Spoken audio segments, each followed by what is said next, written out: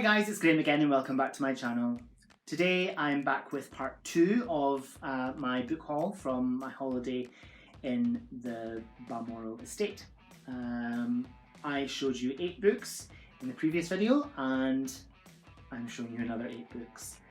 So that's how many books I bought when I was on holiday. And at the point of filming, the holiday's not finished, so there may be more books bought. No self-control, what can I say? So the first book in this video is a book that I bought from Sussex Downs Books on Instagram, and they were kind enough to send the book to the Balmoral estate for me, as opposed to my own address. And it's very fitting because the Balmoral estate wouldn't be what it is now. Well, the royal family wouldn't have it if it hadn't been for this woman. So it's Queen Victoria, her life and reign, and this is by, where is the author? Still got the little sort of rice paper thing that divides the title page from the portrait of Queen Victoria, and apparently that was to stop ink from spoiling the picture or the words. So this is Queen Victoria, Scenes and Incidents of Her Life and Reign by T. Frederick Ball, and it has 94 illustrations. It doesn't say who the illustrator is, and this is the 4th edition, 20th thousand in brackets. I'm not entirely sure what that means. And this was published in 1886, and it has, if I can find it, so it has the owner, I think it might be the owner, it must be the owner. So the original owner's name and the year 1886. And it's an absolutely gorgeous book. So pretty. It's 133, 34 years old. And it's just so precious. Let me get a picture for you. Okay, so here's a picture of Balmoral. So that's the castle in the estate that I'm staying in at the moment. So yeah, that's that.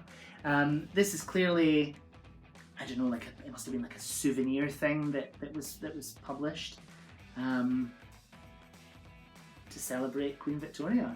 And I look forward to getting to this. And I'm so happy to have this in my collection because it is an absolutely, genuinely beautiful book. And it's very, very pretty. I mean, look, it's just gorgeous, and it's in such good condition for being such an old book. So the next one is a book that I bought and I have already read. It's The Flower Fairies of the Trees by Cicely Mary Barker. I love the Flower Fairies books. They are so beautiful. They have poetry, and they also have illustrations of the poems that they're talking about, or is it the other way? I'm not sure, but yeah. So things like this. So this is the poplar fairy, poplar trees. The artwork is just beautiful, just absolutely stunning. So yeah, that's always a good book to find, is one of the Flower Fairies books, and there you go. I've added that to my collection. I have a few, but there is apparently a book that's like the entire Flower Fairies, which I may just buy because I have no self-control. The next one was from a shop, well, all these ones now are from a shop called D-Side Books, and in 2015 Ballater had quite bad flooding. I can't remember exactly when, it may have been in the winter time, I might be wrong. But this bookshop was badly flooded and they lost 10,000 books. 10,000 books, I would be so upset because that's more than my collection. If I lost anything like that, all my collection would be gone. Apparently, the shopkeeper was telling me that apparently when they were removing the wooden shelves after the flood, and when they were just trying to clean up, they moved the wood shelves off the wall and the books stuck to the wall. And there were people that had taken books in for evaluation and they were destroyed. Books that were hundreds of years old, and I was just staggered when I found that out. I couldn't believe it. It kind of made me break out in a cold sweat. But anyway, I'm blathering on. So nonsense songs by Edward Lear. He does the illustrations as well. So this is gorgeous. This is from the 1930s. This was quite expensive as well. I paid £15 for this because when I saw it, I had to have it, and I don't think £15 for something quite so beautiful is a lot of money. At least it's not drugs. It has I think it was a gift, so it's got the gift inscription from 1938, and is it Christmas? I'm not sure, but yeah. Oh no, it is Christmas 1938, and it's just lovely. So it has the Owl and the Pussycat, and let me find Owl and the Pussycat, and we'll see what the drawings are like. The Owl and the Pussycat. So yes, the Owl and the Pussycat, and one of Edward Lear's original pencil drawings, or pen, I'm not sure. So this was published in the 1930s by Frederick and Co. So the same people who published Beatrix Potter's Peter and Rabbit stories. And I'm so happy to have this in my collection. It's absolutely beautiful. I love it. So the next one that I got is another vintage book. So this was a second-hand one. And following on from Nonsense Songs, I got the Faber book of comic verse, edited by Michael Roberts, and this has quite a lot of Edward Lear in it as well. This book is from the 1970s and looks like it has never been read. It's absolutely gorgeous. I paid £6 for this, and I cannot wait to get stuck in. It's just absolutely full of hilariously funny comic verse. So yeah. Brilliant. And it's really, really pretty as well. I think it's such bright colours. It's so evocative of the 1970s. It's very much a product of its time, I think. So the next book that I got was a new book, and it was from D-Side Books. I saw this and didn't even read the blurb. I saw this and was like, that's mine, I'm having it, and that's the end of it. So it's Mary and Frankenstein by Linda Bailey and Júlia Sardà. I'm not sure, it has an accent on the last A. I'm not sure how to pronounce that. But this is beautiful. This is absolutely gorgeous. It's kind of like a graphic novel, I think. And the artwork is just to die for. Let me get a really spooky one for you. Okay, so this is Mary in bed, and she must have had a nightmare or something. And her monster is peeking over the headboard at her. It's just absolutely to die for. And also, part of the reason why I bought this is because Mary Shelley actually spent a lot of time as a child in Dundee, where I live, and supposedly she based some of the scenery in Frankenstein around the scenery of Dundee. Which doesn't say a lot for Dundee really, because it's like grey and spooky and foggy and yeah, but so that's another one that's so spooky looking. I just love it. It's so gothic. And I can't wait to get to this. Actually, after what I'm currently reading, I might just read this because yeah. There we go. So Mary and Frankenstein by Linda Bailey and Júlia Sardà. It's beautiful. And they had other editions as well, which I still have time. I may pop back into town and get more because I've got no self-control. Also from D-Side Books, I got a folio book, and I'm so excited about this. I love this subject. It's called Egypt Revealed, and it's just gorgeous. Let me find out who the author is. So it's T.G.H. James, and this folio edition is from 1997 And again, another book that looks and feels like it has never been read. It's just beautiful. I have had an obsession with Egypt my entire life. I just think it's so romantic. It's just so ancient Egypt, of course, like the pyramids and mummies and hieroglyphs and all this, like the underworld and Amun-Ra and Anubis and Horus. It just fascinates me, and this book is just gorgeous. I mean, that's the end papers, and I think it talks about Howard Carter, who found Tutankhamun in the 1920s. It has the most beautiful pictures, and this is the temple at Abu Simbel. It's beautiful. Part of the reason why I love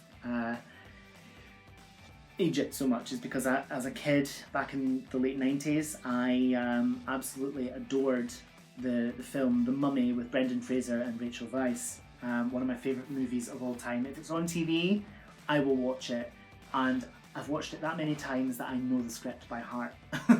However sad that may be, it's a great movie. I mean, look at the artwork as well.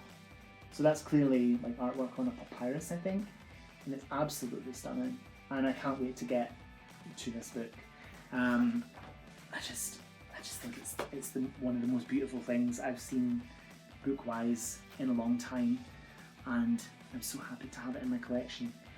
This was £8, which I think is relatively cheap for an unused Folio Society book, and I'm so happy to have it. How many times have I said that I'm so happy to have it? Lots, probably. I'll just fit it back into its slip. And it's unusual that, you know, this book is 23 years old and the slipcase is literally mint condition. There's a couple of dings here and there, but whoever's had this has kept it so lovely. So the next one is it's complete cover by because I just this was charming, and it's Tales Told by Fireside.